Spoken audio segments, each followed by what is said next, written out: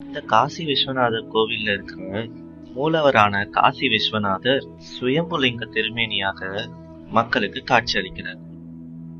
இந்த சன்னிதானத்துல இருக்கிற மூலவர் மிக பழமையானவர். இந்த சன்னிதானத்தை சுத்தி வரும்போது 63 சன்னதி, 4 சன்னதி, துவையடியார்கள் சன்னதி உட்பட சுவர்ல விநாயகர் இருப்பாரு, அடுத்தது தட்சிணாமூர்த்தி இருப்பாரு, அடுத்தது விஷ்ணு பெருமாள் இருப்பாரு.